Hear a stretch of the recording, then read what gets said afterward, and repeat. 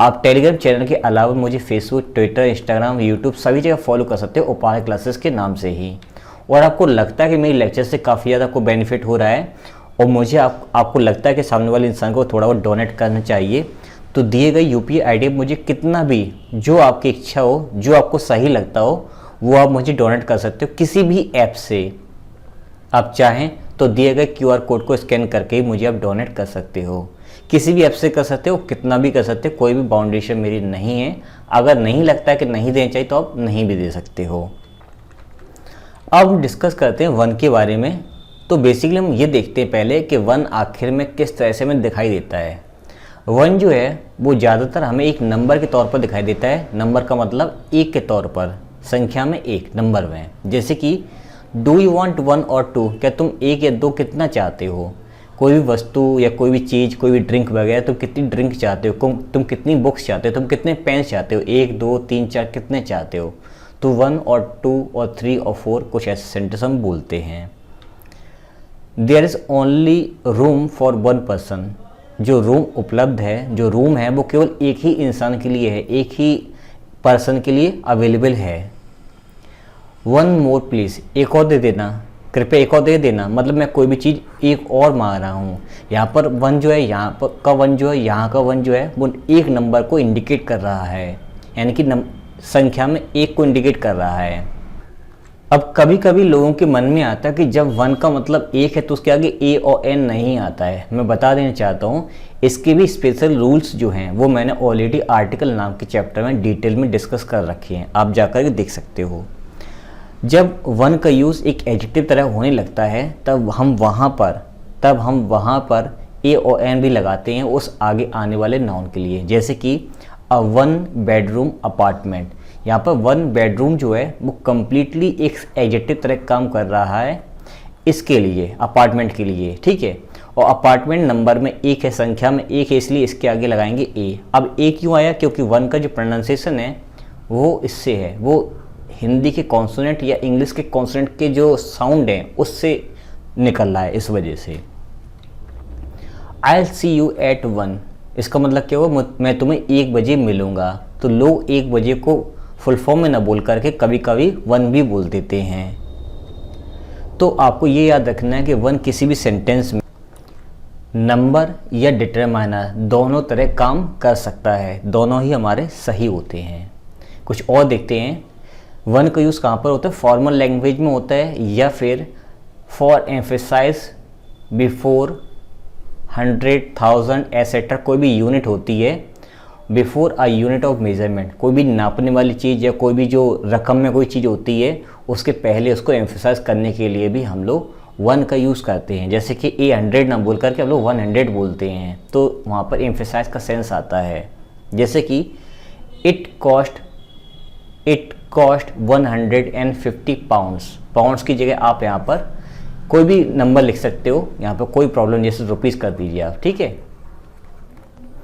It cost 150 rupees, इसकी कीमत जो, अभी क्वेश्चन यहाँ पर आएगा, मैं इसका हिंदी अर्थ बाद में बताऊँगा। कि कुछ लोग ये सोचे सर कॉस्ट में आपने एस और यस क्यों नहीं लगाया है, कि कॉस्ट एक ऐसी वर्ब है जिसके तीनों फॉर्म सेम होते हैं, फर्स्ट फॉर्म, सेकंड फॉर्म और थर्ड फॉर्म। अगर इट के साथ में कॉस्ट के साथ में एस नहीं लगाया तो इसका मतलब ये क्लियर है कि ये वर्ब की सेकंड फॉर्म है।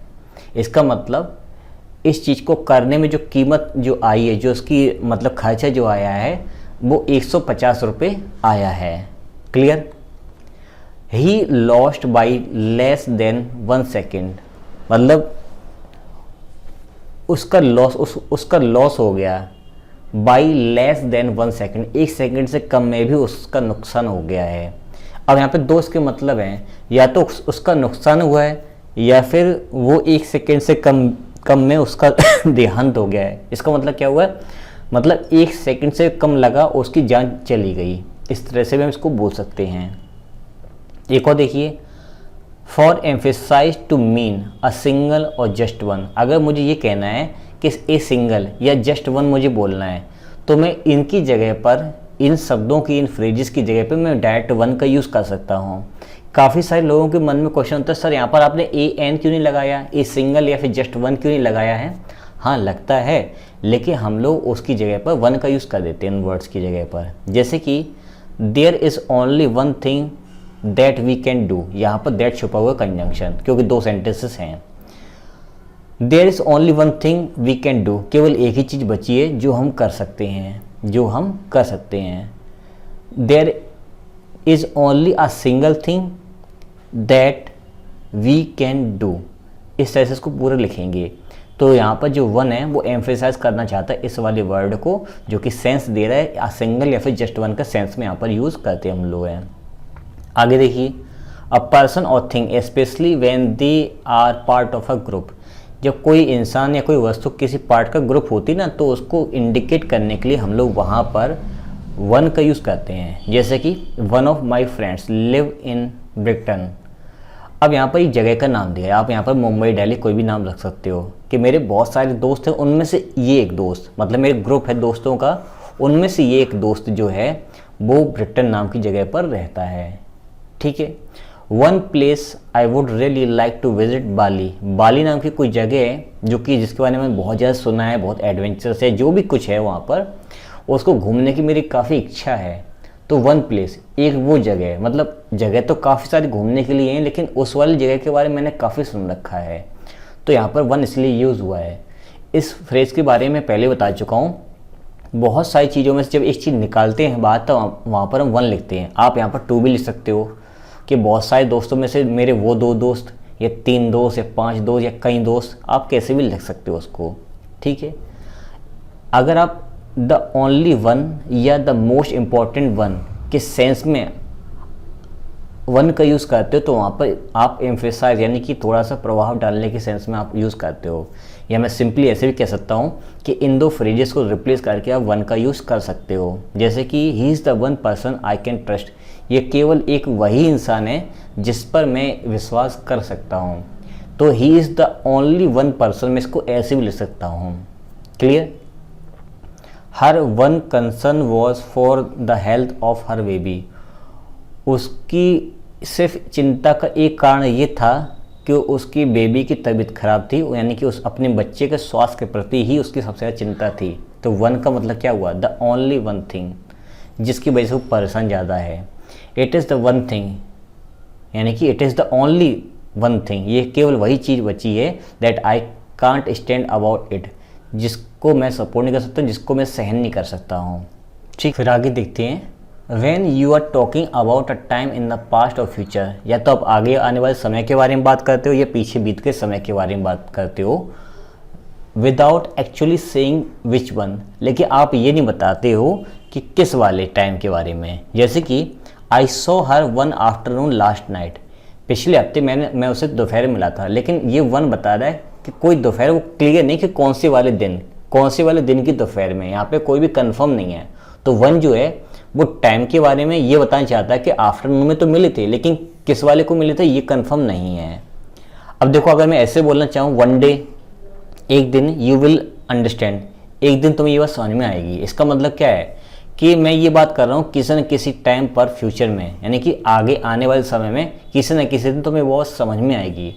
तो वन इंडिकेट कर रहा है आगे आने वाले समय में, लेकिन वो दिन कौन सा होगा ये क्लियर नहीं है।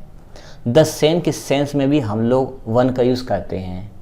दे all went off in one direction, वे सभी लोग जो है ठीक एक ही डायरेक्शन में निकल गए।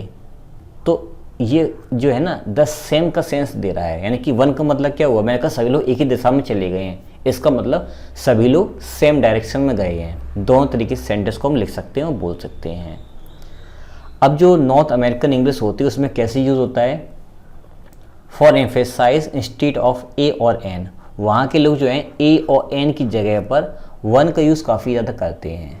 जैसे कि that was one hell of a game, तो यहाँ पर ए और एन ना यूज़ करके वो यहाँ पर वन का यूज़ करते हैं।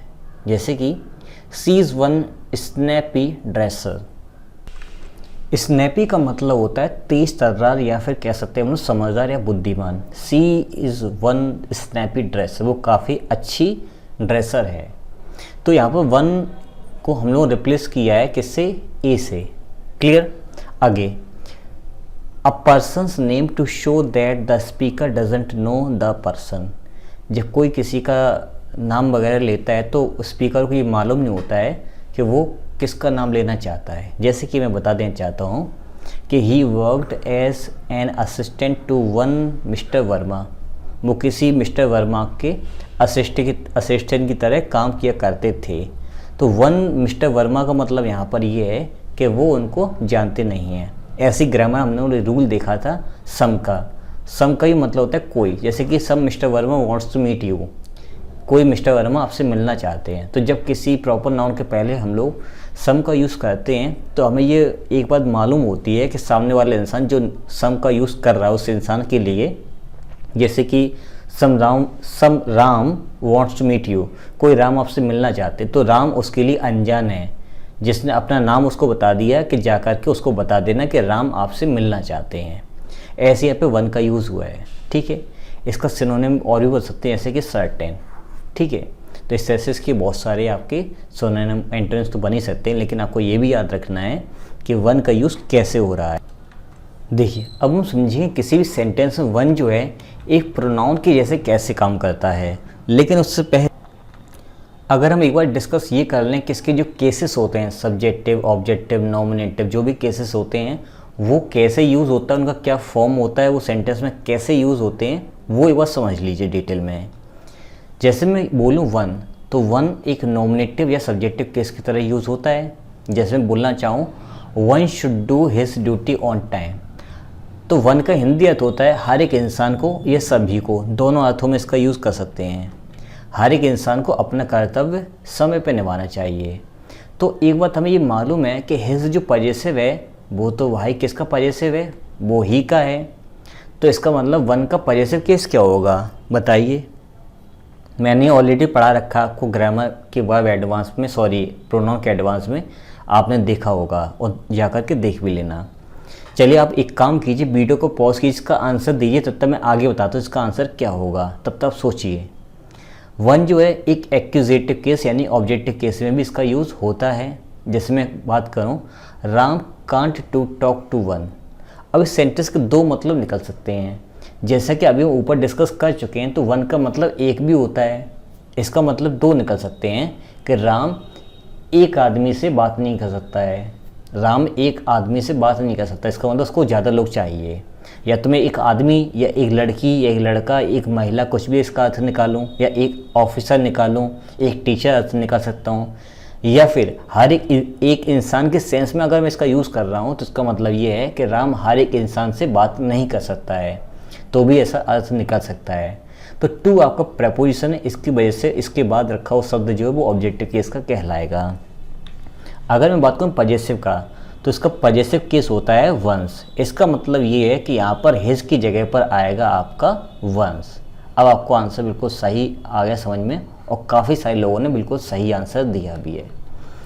अगर मैं पजेसिव की बात करूँ तो कैसे यूज़ होगा, one can only help one's parents, हर एक इंसान केवल खुद के माता पिता की ही मदद कर सकते हैं। इसका मतलब क्या, वो दूसरों को नहीं कर सकते हैं, वो कर सकते हैं, लेकिन सबसे ज़्यादा जो उनके एफर्ट्स रहते हैं वो खुद के माता पिता के प्रति ज़्यादा रहते हैं। तो वन का पजेसिव क्या हुआ, वंस हुआ है, ठीक है। अगर आपको एग्जाम में ये लिखा मिल जाए तो आप गलत समझ लेना, क्योंकि वन का प्लूरल है वंस, हमें चाहिए अपना वाला सेंस में। अगर बात करें रिफ्लेक्सिव प्रोनाउन की, तो इसमें सेल्फ लगाते हैं और इसका रिफ्लेक्सिव प्रोनाउन बन जाता है। रिफ्लेक्सिव के बारे में ऑलरेडी डिटेल बता चुका हूँ, इसकी पोजीशन क्या होती है डिफरेंट टाइप की किसी भी सेंटेंस में प्रोनाउन के एडवांस लेक्चर्स में। जैसे मैं बात करूँ one enjoys oneself in free time, हर एक इंसान जो है ना वो एन्जॉय करता है फ्री टाइम में। तो एक बात हमें ये मालूम है कि एन्जॉय कुछ ऐसी वर्ब्स होती हैं जिनके बाद अगर ऑब्जेक्ट नहीं है तो वो रिफ्लेक्सिव प्रोनाउन लाते हैं। तो यहाँ पर वर्ब के बाद इस एन्जॉय बाद कोई भी ऑब्जेक्ट नहीं है, इस वजह से सब्जेक्ट के अकॉर्डिंग ही हमने यहाँ पर रिफ्लेक्सिव प्रोनाउन लगा दिया है। अगर मैं बात करूँ एम्फेटिक प्रोनाउन के बारे में, तो सब्जेक्ट के ठीक बाद आपका एम्फेटिक प्रोनाउन आता है। जैसे मैंने कहा oneself faces one's doing, हर एक इंसान खुद के कर्मों को फेस करता है। हर एक इंसान को खुद के कर्मों को ही फेस करना होता है, यानी खुद ही एम्फेसाइज करने के सेंस में यहाँ पर वन सेल्फ का यूज़ किया है, इसके ठीक बगल में सब्जेक्ट की। इस तरह से इसके यूजेस हम लोग करते हैं। अब आते हैं कुछ नई चीज़ों पर। To avoid repeating a noun, किसी नाउन को रिपीट करने के लिए हम लोग वन का यूज़ करते हैं। कब करते हैं? When you are referring to somebody और something that has already been mentioned, जब कोई इंसान या किसी वस्तु बारे में जब पहले बता चुके होते हैं तो फिर दोबारा उसका अगर नाम नहीं लेना है तो हम लोग वहाँ पर वन का यूज़ करते हैं, ठीक है। और that the person you are speaking to known about, या फिर जिस इंसान से आप बात कर रहे हो ना तो उस चीज़ या उस इंसान को पहले से वो जानता है तो हम उसको रिपीट नहीं करेंगे, बस वहाँ पे वन का यूज़ कर देंगे। जैसे कि I would like an ice cream, मैं तो आइसक्रीम पसंद करूँगा। Are you having one too, क्या तुम्हें भी वो चाहिए, क्या तुम्हें भी वो चाहिए, या फिर क्या तुम भी वो खा रहे हो। तो यहाँ पर देखो वन, वन का मतलब क्या हुआ? एक नहीं, वन का मतलब क्या तुम वो आइसक्रीम तुम भी खा रहे हो क्या, मैं तो आइसक्रीम खाना पसंद करूँगा, क्या तुम भी वो आइसक्रीम खा रहे हो। इस तरह से इसका यूज़ करते हैं। जैसे किसी दुकान पर नहीं आते हैं तो जैसे आप किसी ने आपको बुक दिखाई ग्रामर की, ये वाली ये वाली ये वाली, तो आपने कहा नो दैट वन, वो वाली चाहिए। तो दैट वन का मतलब क्या हुआ है? इसका मतलब ग्रामर की बुक्स तो मैंने देख ली सारी, लेकिन मुझे वो वाली ग्रामर की बुक चाहिए। तो वो वाली ग्रामर की बुक चाहिए, इतना बड़ा सेंटेंस नहीं बोलेंगे, सिर्फ बोलेंगे दैट वन, जिसमें दैट होगा वो इशारा करने के लिए, वन का मतलब हो ग्रामर वाली बुक। इस तरह से इसका यूज़ करते हैं। और अगर बुक्स ज़्यादा हैं, कुछ चीज़ ज़्यादा हैं, तो वहाँ पे वन की जगह वंस का यूज़ कर देते हैं। एक बार प्रोनाउन एडवांस के लेक्चर्स देख लेना, क्लियर हो जाएगा आपको। Our cars always breaking down, हमारी कार हमेशा ब्रेक डाउन मतलब उसमें तोड़फोड़ होती ही रहती है। अब हमने एक चीज़ सीखी थी टेंस के अंदर कि ऑलवेज के साथ में कभी भी आईएनजी वाली वर्ब्स नहीं आती हैं, लेकिन लास्ट के लेक्चर मैंने बताया था कि जब ऑलवेज के साथ में आईएनजी वाली वर्ब्स आती हैं तो हम कहीं ना कहीं अपना वहाँ पर गुस्सा दिखा रहे होते हैं या फिर उससे परेशान हो चुके होते हैं कि हमारी कार जब देखो तब खराबी होती रहती है, गुस्से में बोला जा रहा है, इसलिए सेंटेंस सही है। But we are getting a new one soon, हमारी कार देखो रोज़ रोज़ खराबी होती रहती है, लेकिन अब बहुत हो गया, अब हम लेने वाले एक नई वाली जल्दी से। तो नई वाली का मतलब क्या हुआ यहाँ पर? नई वाली कार। अच्छा, दूसरी बात ये कि जब भी यहाँ पर वन आता है किसी भी इंसान या वस्तु के लिए, तो यहाँ पर इसका हिंदी अर्थ जो है वो बाला, बाली और बाली, ऐसे इसका हिंदी अर्थ निकलता है, ठीक है। हिंदी अर्थ मैंने बता दिए, बाला, बाली, बाले जब भी आपके मन में आए ना तो वन या वंस का यूज़ हम लोग करते हैं सिंगुलर प्लूरल को देख करके। एक और देखें, she was wearing her new dress, वो अपनी नई ड्रेस पहने हुए थी। द रेड वन, कौन सी वाली? लाल वाली पहनी हुई थी। लाल वाली क्या? बाला बाली का मतलब ड्रेस, तो यहाँ पर वन का मतलब वो ड्रेस है, रिपीट नहीं किया बस वहाँ पर। माई फेवरेट बैंड, मेरा फेवरेट बैंड कौन सा है? Oh that's a hard one, कौन सा वाला? सोचो। तो उसने कहा अरे दैट्स अ हार्ड वन, अरे इसको सोचना तो बड़ा मुश्किल है। किसी ने पूछा कि आपको कौन सा बैंड पसंद है, क्यों, कौन सा म्यूज़िक बैंड आपको पसंद है? उसने कहा अरे ये तो बड़ा ही कठिन क्वेश्चन है, that's a hard one. One का मतलब क्या हुआ कि जो तुमने क्वेश्चन पूछा है ना, ये बहुत सारे क्वेश्चंस में से ये सबसे ज़्यादा टफ क्वेश्चन है। तो यहाँ पर क्वेश्चन मार्क की वजह से हमें समझ में आया कि यहाँ पर ये क्वेश्चन को इंडिकेट कर रहा है, ठीक है। What made you choose the one rather than the other, ऐसा तुम्हें क्या हुआ, ऐसी कौन सी मजबूरी थी, ऐसी कौन सी वजह से तुमने इस वाले को चुना बजाय दूसरे को, यानी कि दूसरे छोड़कर ऐसी क्या वजह थी तुम जो इसको चुना या इसको चुनते हो, ये रीज़न बताओ। और ब्रिटिश इंग्लिश देखा जाए तो उसको ऐसे ही बोल सकते हैं, how about those ones over there, और जो वहाँ पर है ना उनके बारे में तुम्हारी क्या राय है? जो वहाँ पर हैं, जो वो वाले हैं, ये प्लूरल है आपका, बाला, बाली, बाले, किसी चीज़ को पहले से बता दिया है तो कहा जाए अच्छा वो वाले कैसे लग रहे हैं, या वो वाले ग्लासेस कैसे लग रहे हैं, या फिर वो वाले स्मार्टफोन्स कैसे लग रहे हैं, कुछ इस तरह से यहाँ पे वंस का यूज़ किया गया है। फिर आगे देखते हैं, when you are identifying the person और थिंग, जब किसी इंसान किसी वस्तु पहचानने की आप कोशिश कर रहे हो, यू आर टॉकिंग अबाउट, जिसके बारे में आप बात कर रहे होते हो। Our house is the one next to the school, हमारा घर जो है ना वो स्कूल के नेक्स्ट के बाद जो वाला घर आता है, मतलब कहने का ये है कि हमारे स्कूल के बगल में काफ़ी घर हैं, लेकिन स्कूल के ठीक बगल वाला जो घर है वो हमारा है, तो बगल वाला घर, ये इसकी हिंदी रही। The students who are more successful, वे विद्यार्थी जो सबसे ज़्यादा सफल होते हैं, are actually the ones who, actually वो वाले स्टूडेंट्स होते हैं जो come to all the classes, जो हर एक क्लासेस में आते हैं। ठीक है, तो वंस का मतलब क्या हुआ, वो वाले बच्चे, कौन से, सफल वाले बच्चे। वन ऑफ अ पर्सन और thing belongs to a particular situation, मतलब it is a present for one of my children. जब हम वन ऑफ का यूज़ करते हैं तो हम ये इंडिकेट करते हैं कि ये जो चीज़ या फिर जो इस इंसान या कोई वस्तु है वो किसी खास पार्टिकुलर ग्रुप से बिलोंग करता है या करती है। तो प्रेजेंट जो है ना वो मेरे बच्चों में से किसी एक बच्चे के लिए है। तो वन का मतलब क्या है कि बच्चे तो काफ़ी हैं, उनमें से किसी एक बच्चे के लिए ये वाला मेरा प्रेजेंट है। We think of you as one of the family, हम तुम्हारे बारे में जो राय रखते हैं, तुम्हारे बारे में जो सोचते हैं, कुछ ऐसा सोचते हैं कि तुम हमारे फैमिली के सदस्य हो। तो यहाँ पे वन जो है वो इस ग्रुप का एक पार्ट शो कर रहा है, यहाँ पर वन जो इस ग्रुप का एक पार्ट शो कर रहा है। आई होप आपको चीज़ें समझ में आ रही होंगी। फिर आगे देखिए, a person of the type mentioned, जैसे कि 10 o'clock is too late for the little ones, मतलब जब किसी इंसान को पहले से ही इंडिकेट करें, किसी इंसान के बारे में रेफरेंस दे रहे होते हैं। जैसे मैंने कहा कि 10 बजे तो वो काफ़ी लेट हो जाएगा, किसके लिए, द लिटिल वंस, जो छोटे छोटे बच्चे हैं ना उनके लिए 10 बजे काफ़ी लेट हो जाएगा। अब मैंने पहचाना कैसे लिटिल वंस क्या है, क्योंकि सेंटेंस का कॉन्टेक्स्ट जो है लिटिल वंस यहाँ पर बच्चों के सेंस में आ रहा है कि छोटे बच्चों के लिए तो 10 बजे काफ़ी ज़्यादा समय हो जाएगा। एक और देखिए, ही reached home with his loved ones, वो घर पहुंचा किसके साथ में, अपने प्यारे लोगों के साथ में, यानी अपने बहुत ही प्रिय दोस्तों के साथ में, प्रिय रिश्तेदारों के साथ में, जो भी आप इसका सेंस निकालना चाहो निकाल सकते हो। वन टू डू समथिंग का मीन क्या होगा, she was never one to criticise, यानी कि वो उन लोगों में से नहीं है जो क्रिटिसाइज करती है। इसका मतलब क्रिटिसाइज करने वाले काफ़ी लोग हैं, उनमें से वो नहीं है। तो यहाँ पे वन को इंडिकेट किया जा रहा है कि वो ऐसा काम करने वाली इंसान नहीं है। Use to mean people in general या फिर I when the speaker is referring to himself और हरसेल्फ, जब कोई बोल रहा है और वो खुद को ही रेफ़र करना चाहता है तो उसका एक सेंस ये होगा, या तो आई करके बोलेगा वो, यानी कि अगर कोई इंसान खुद को बोलना चाहता है तो उस सेंस में हम लोग वन का यूज़ करेंगे। वहाँ पर वन का मतलब होगा या तो आई या फिर मतलब होगा पीपल इन जनरल।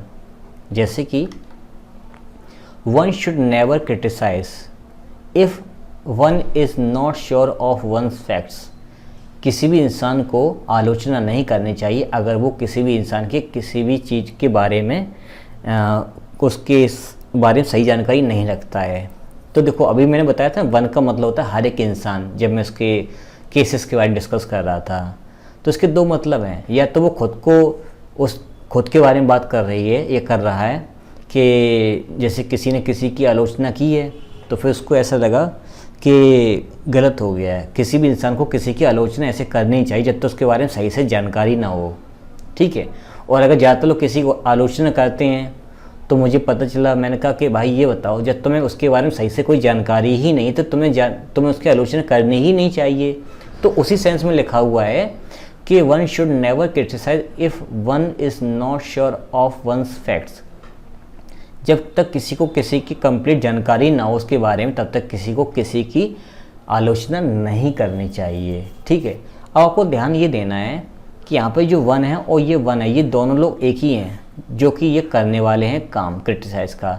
और यहाँ पर वंस का मतलब ये है कि ये जो लोग हैं इनके लिए ये लोग कोई नए लोग हैं जिनकी आलोचना ये करते हैं। तो ये वंस का खुद का वंस नहीं है, बल्कि ये वंस जो लिखा हुआ है ये दूसरे लोग हैं। इस बात को आप 2-3 बार वीडियो में देखना तब आपको ये बात क्लियर होगी कि मैं क्या समझाना चाहता था। ऐसे ही एक को देखिए, one gets the impression that they disapprove, यहाँ पर भी वन का मतलब जो है ठीक वही पीपल इन जनरल या आई के सेंस में यूज़ किया गया है। अब बात करते हैं वन और वंस में आखिर में डिफरेंस क्या है, ये चीज़ क्या है ये भी देख लो। वन या ones is use to avoid repeating a countable noun. One या वंस का जब हम यूज़ करते हैं तो काउंटेबल नाउन जिनको हम गिन सकते हैं उनको रिपीट करने से रोकते हैं। अब सिंगुलर नहीं, सिंगुलर प्लूरल दोनों, क्योंकि वन सिंगुलर है और वंस प्लूरल है। But there are some times, लेकिन कभी कभी ऐसा होता है when you should not use it especially in formal speech और राइटिंग, और ख़ासतौर पर कब होता है, जब फॉर्मल स्पीच या राइटिंग दे रहे होते हैं, तब हम लोग ज़्यादातर उन चीज़ को रिपीट नहीं करते हैं, हम उनकी जगह पर वन या वंस का यूज़ करने की कोशिश करते हैं। एक चीज़ और देखिए, आफ्टर अ पजेसिव, जैसे कि माई, योर या राम्स या मैरीज, ऐसे बहुत सारे वर्ड्स जो बनते हैं, और सम, एनी, बोथ और a number, unless it is used with an adjectives. जैसे कि मैं लिखना चाहूँ, did you get any post cards, क्या तुम्हें कोई पोस्ट कार्ड्स मिला था? Yes, I bought 4 nice ones, हाँ मैं 4 अच्छे वाले ख़रीदे थे। जैसे हम मार्केट में गए, मैंने पूछा क्या तुम्हें पोस्ट कार्ड्स मिल गए थे, तो आपने कहा हाँ मुझे मिल गए थे और मैंने कोई 4 कुछ अच्छे से ले लिए थे। तो आप यहाँ पर क्या बोलने की कोशिश करोगे? अगर आप ऐसे बोलते हो आई बाउट 4 वंस, अगर आप बोलते हो आई बाउट 4 वंस, तो आपका ये रॉन्ग होगा। क्यों होगा उसको भी समझो। ये अपने में एक रूल है जो ये बताना चाहता है कि अगर आपको वन या वंस का यूज़ खासतौर पर करना होता है, तो आपको ये याद रखना होगा कि उसके पहले कोई ना कोई एडजेक्टिव वगैरह यूज़ करनी पड़ेगी, ठीक है, जिससे ये क्लियर हो जाएगा कि वहाँ पर वो चीज़ किस चीज़ को इंडिकेट कर रहा है और वो किस टाइप की वो चीज़ है। हालांकि इसमें दिया गया भी है unless it is used with an adjective, जब तक इसका यूज़ एडजेक्टिव तरह ना किया गया हो तब तक आप उसको डायरेक्ट यूज़ नहीं कर सकते हो। लेकिन मैं बता देना चाहता हूँ, ऐसा कोई भी ख़ास रूल नहीं है किसी भी एग्ज़ाम के लिए जहाँ पर इसका यूज़ ऐसे ना किया जाता हो, किया भी जाता नहीं भी किया जाता, दोनों चीज़ें हैं। बेसिकली आपको इतना याद रखना है कि अगर एक वस्तु या एक पर्सन, वन पर्सन या वन थिंग के बारे में बात हो रही है तो उसके लिए रिपीट करेंगे वन, और मोर देन अगर वन है वहाँ पर तो हम लोग वहाँ पर यूज़ करेंगे वंस, ठीक है। लेकिन कभी कभी कुछ ऐसे रूल्स देखने को मिल जाते हैं जिसको आपको अवॉइड करना चाहिए। चलिए आगे देखते हैं। It can be left out after superlative this, that, these, those, either, neither, another, which, etcetera. मतलब अगर ये ऐसे वर्ड्स आते हैं तो इनके बाद इसको छोड़ दिया जाता है। जैसे कि हेयर आर द डिजाइंस, ये रही designs, which do you prefer, I think that looks the most original. जैसे कि ये समझाना चाहता है कि जब सुपरलेटिव डिग्री या फिर ये वर्ड्स जब आते हैं तो इनके अंदर वन या फिर वंस छुपा हुआ होता है, तो इसको लिखने की ज़रूरत नहीं होती है, बस इतना ही समझाना चाहते हैं। जैसे बहुत सारी डिजाइंस मैंने दिखा दी, तो अब मैंने कहा कि which do you like, do you prefer, आपको आप कौन सी प्रेफर करोगे, आपको कौन सी पसंद है। तो मैं चाहूँ तो ऐसे लिख सकता हूँ, बोल सकता हूँ which one do you prefer, ऐसा कोई रॉन्ग नहीं है, ऐसा कोई रॉन्ग नहीं है, लेकिन लिख भी सकते हैं और नहीं भी लिख सकते हैं। आई थिंक, मुझे ऐसा लगता है, I think that looks the most original, मुझे ऐसा लगता है कि वो वाली ज़्यादा ओरिजिनल लग रही है। अब यहाँ पर ये याद रखना है कि जो दैट है वो खुद इस लुक्स का सब्जेक्ट है। अगर दैट के बाद मैं वन लगा देता हूँ तो दैट वन डायरेक्ट आपका सब्जेक्ट की तरह काम करेगा। दैट वन, फिर आपका वन हो जाएगा सब्जेक्ट और दैट आपका हो जाएगा इंडिकेट करने वाला वो वर्ड, यानी कि डिटरमाइनर हो जाएगा आपका। क्लियर? बाकी कोई खास रूल नहीं है, वन का यूज़ कर भी सकते हो, नहीं भी कर सकते हो, बस इतना याद रखना है कि केवल विच बोल दोगे तो भी उससे हमें मीनिंग समझ में आ जाएगा कि आप किसी चीज़ के या किसी इंसान के बारे में बात करना चाहते हो। वहाँ पर वन छुपा हुआ होता है। Those ones and these ones are not used in North American English. अब बात करें, जैसे कुछ लोग कहेंगे इसके दोज वंस या दीज वंस का यूज़ नहीं करते हैं, तो देखो ये यूज़ होता है अमेरिकन, नॉर्थ अमेरिकन इंग्लिश में यूज़ नहीं होता है। And are unusual in British English, और ब्रिटिश इंग्लिश में भी इसका यूज़ बहुत ही कम देखने को मिलता है, लेकिन स्पोकन इंग्लिश में काफ़ी देखने को मिलता है। अगर मैं बोलना चाहूँ कि do you prefer these designs और दोज, तो लोग इसको कैसे बोल सकते हैं कि do you prefer these once design और दोज वंस, तो लोग ऐसे ही बोलने की कोशिश करेंगे। लेकिन दीज वंस, दीज डिजाइंस और दोज, ये परफेक्ट सेंटेंस माना जाता है। एक तरीके से हम ऐसे भी कह सकते हैं कि ग्रामर में बहुत सारे रूल्स कुछ ज़बरदस्ती के फोर्सफुली बनाए गए हैं, उनका कोई सेंस नहीं होता है। Get one over on somebody या समथिंग का मीन क्या होता है? To get an advantage over somebody और समथिंग, किसी इंसान या किसी वस्तु का फ़ायदा उठाना। I am not getting to let them get one over on me, मैं उन्हें अपना फ़ायदा उठाने नहीं दूंगा। I am not going to let them, मैं उन्हें अपना फ़ायदा उठाने नहीं दूंगा बिल्कुल भी। इस तरह से go one better than somebody या something, do something better than somebody else's, किसी अन्य व्यक्ति से कुछ ज़्यादा अच्छा करके दिखाना, than you have done before, जो आपने पहले कर रखा ना उससे भी अच्छा करके किसी अन्य इंसान से करके दिखाना। इसका सिनोनिम बन सकता है आउट डू, इसका सिनोनिम बन सकता है आउट डू एक सिंगल वर्ड में अगर हम बात करें। जैसे कि she did well this year and next year, उसने साल काफ़ी अच्छा किया, उसने साल काफ़ी अच्छा किया है, एंड नेक्स्ट ईयर और अगले साल she hopes to go one better, वो उम्मीद करते हैं कि जो उसने इस साल अच्छा किया है उससे और अच्छा वो अगले साल करने की कोशिश करेगी, ये हम उम्मीद करते हैं, ये वो खुद भी ऐसी उम्मीद करती है। इन वन का मतलब होता है टू से दैट समबडी और समथिंग हैज़ डिफरेंट रोल्स, हर एक इंसान हर वस्तु का एक खुद का अपना एक रोल होता है, खुद की अपनी भूमिका होती है, कंटेंट्स डिफरेंट थिंग्स और is used for different purpose, या तो उसके अंदर कुछ खास चीज़ होती हैं या फिर उसका पर्पज़ ही कुछ दूसरा होता है। जैसे कि she is a mother and company director in one, वो एक माँ है अपने बच्चे के लिए, अपने परिवार के लिए, और साथ ही साथ कंपनी के लिए डायरेक्टर भी है, तो एक ही इंसान है, इसके रोल अलग अलग हैं यहाँ पर। It is a public relations office, ये जो है पब्लिक रिलेशंस ऑफिस है, अ प्रेस ऑफिस, ये प्रेस ऑफिस भी है, एंड अ प्राइवेट ऑफिस, और ये प्राइवेट ऑफिस भी है, ऑल इन वन, सब मिला करके ये एक साथ सब कुछ है। ये इसकी जगह हम लोग चाहें तो ऑल इन वन, हमने अभी देखा था ऑल इन वन स्टार्टिंग में, हम उसको भी एक बार देख सकते हैं दोबारा और यहाँ से इसको समझ सकते हैं। एक और देखिए वन आफ्टर एनदर, या एनदर जब हम अदर का यूज़ कर सकते हैं, एक के बाद दूसरे, एक के बाद दूसरे टाइप में। जैसे कि फर्स्ट वन पर्सन और थिंग एंड देन एनदर, पहले एक चीज़ या इंसान फिर उसका दूसरा, एंड देन एनदर वो फिर से एक और, अप टू एनी नंबर और अमाउंट, कोई वस्तु है तो कोई अमाउंट में जा सकती है, कोई इंसान है कोई वस्तु गिनने वाली तो वो नंबर में आ सकती है, एक के बाद एक, एक के बाद एक, एक के बाद एक, इस तरह से। The bills kept coming in, bill आते रहे, वन आफ्टर एनदर, एक के बाद एक, एक के बाद एक, एक के बाद एक, बिल आते ही रहे, आप बोलते रहिए एक के बाद एक, चलता रहेगा ऐसे ही। वन एंड ऑल का मतलब होता है एवरी वन, इनफॉर्मल वे में यूज़ होता है, पहले यूज़ होता था अब कम यूज़ होता है, लेकिन ये एग्ज़ाम में पूछ दिया जाता है कभी कभी। Happy new year to all and one and all, सभी लोगों को नव वर्ष की हार्दिक शुभकामनाएं। वन एंड ओनली, ये काफ़ी सुन रखा आप लोगों ने। To emphasize that somebody is famous, इसका मतलब कोई ना कोई बहुत ज़्यादा फेमस है। स्टेज पे काफ़ी सुन रखा हो जब अवार्ड वगैरह मिलते हैं, वन एंड ओनली इस तरह से। हेयर ही इज़, वो आ गया, the one and only when Morrison, ये नाम लिख रखा है, मैं चाहूँ तो यहाँ पर सचिन, धोनी, महात्मा गांधी, कोई भी नाम लिख सकता हूँ। One and only Van Morrison, here he is, ये रहे, मतलब वो स्टेज पर आ गए इस तरह से इशारा करने के लिए। वन एंड द सेम, ये भी आपने सुन रखा है, जिसका मतलब होता है सेम, हमें सेम सेंस को एम्फेसाइज करना होता है तो हम वहाँ पर वन एंड द सेम का यूज़ करते हैं।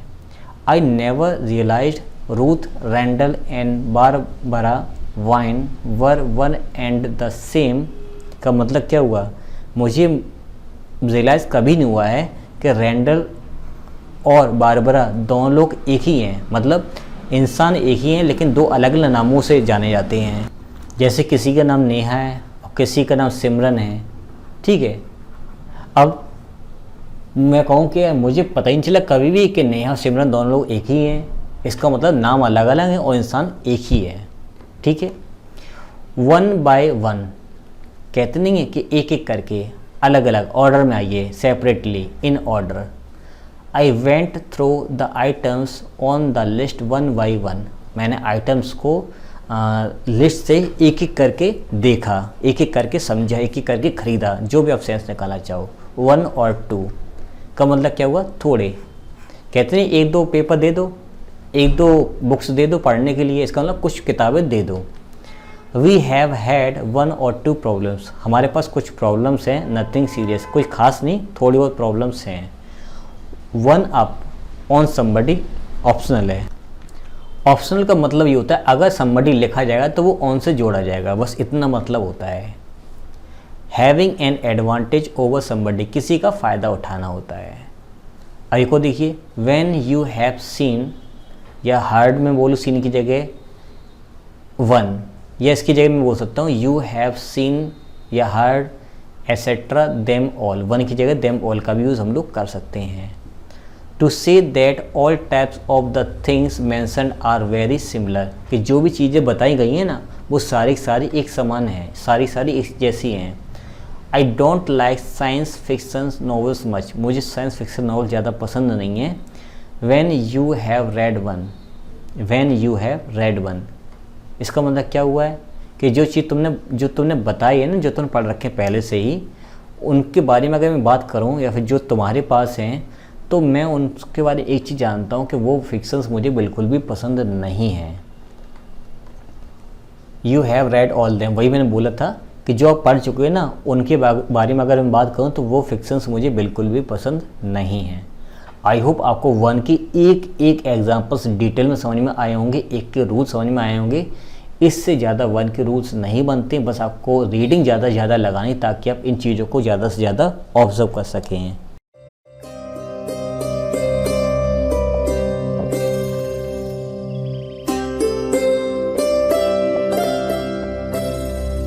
देखिए, आज हम डिस्कस करेंगे वन के बारे में। बेसिकली सभी लोगों को मालूम होता है कि वन का मतलब एक होता है, और जो अच्छी खासी इंग्लिश जानते हैं उन्हें वन का मतलब मालूम होता है कि वन का मतलब हर एक इंसान भी होता है। लेकिन हम डिस्कस करेंगे वन के 43 या उससे ज़्यादा यूजेस। जी हाँ, 43 या उससे ज़्यादा यूजेस जो वन के हो सकते हैं वो हम डिस्कस करेंगे। वन देखने में काफ़ी कॉमन और सिंपल वर्ड लगता है, लेकिन इसके कई सारे यूजेस होते हैं जो हमें बेसिकली मालूम नहीं होते हैं।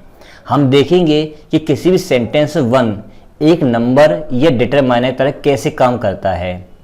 एक सेंटेंस में वन जो है किसी प्रोनाउन के जैसे भी काम कर सकता है। हम देखेंगे किसी भी सेंटेंस में जब वन प्रोनाउन तरह काम करता है तब वो सब्जेक्ट या फिर नॉमिनेटिव जैसे कैसे काम करता है, ऑब्जेक्ट या एक्यूजेटिव किसके जैसे कैसे काम करता है, इसका पजेसिव एडजेक्टिव कब बनता है, रिफ्लेक्सिव प्रोनाउन कब बनता है, एम्फेटिव प्रोनाउन कब बनता है, इससे बनने वाली इडियम्स जो भी चीज़ें हैं वो सारी की सारी चीज़ें हम लोग डिटेल में डिस्कस करेंगे।